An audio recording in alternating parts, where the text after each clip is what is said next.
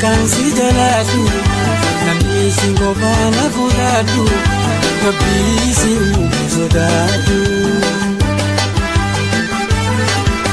Nibeka mansi jalatu namni singobana fudhatu wakasi sodatu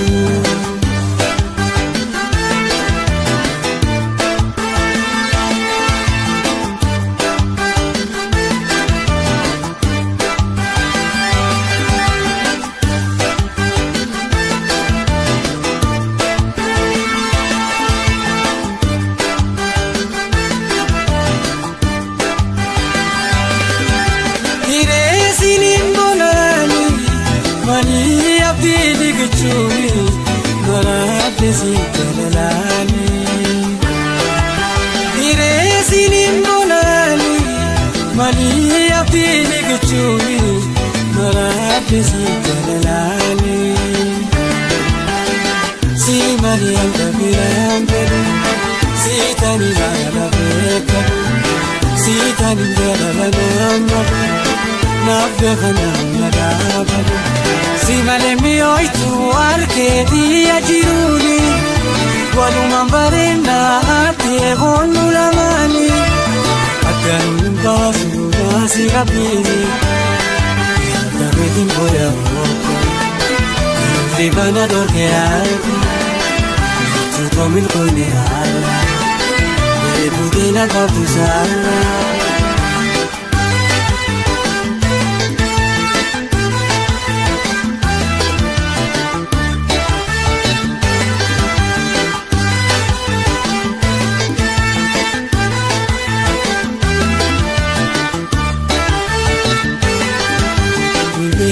Kansi jalatu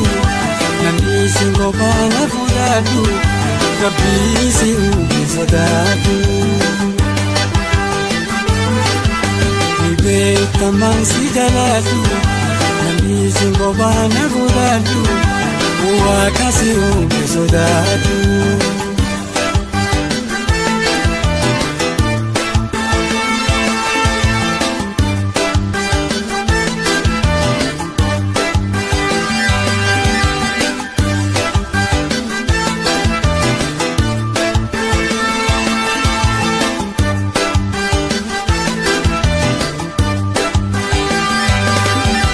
Davina kotu sireko, sirela lisin kopato, siranka ya te habito. Davina kotu sireko, sirela lisin kopato, siranka ya te habito. Si Malia kabirambelu, si tani la beka, si tani la nama. Nabegana nagabal si malemi oitu arke dia jiruni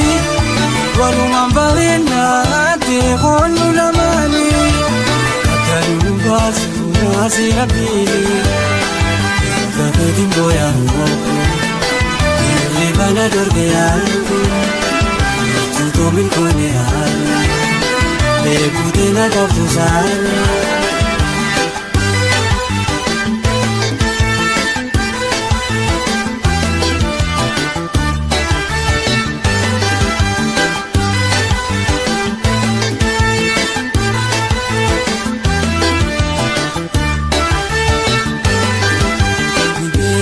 Kansi jalatu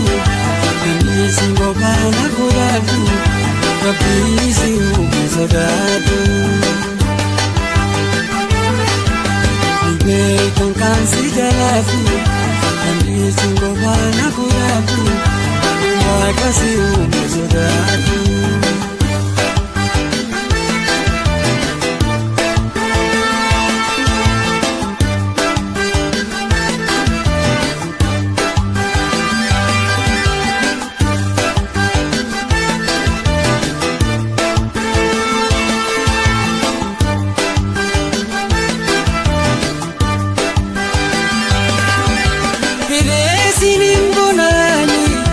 Maria pili kichuni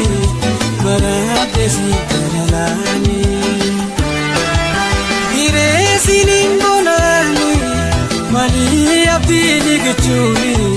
maraatee si jaalalaani. Si malee anga biraan galu si tani haala beekamu si tani jaalala nama naaf beekamu nalaabadu. Si malee mi'ooytu harkeetii ajiruuni walumaan bareennaa addee boonu lamaani addaanuun baasi rabbiini gabeetiin booyaa booko yeroo bana dorgee haako yeroo milkoonee haala eeguutiin abaabdu saala.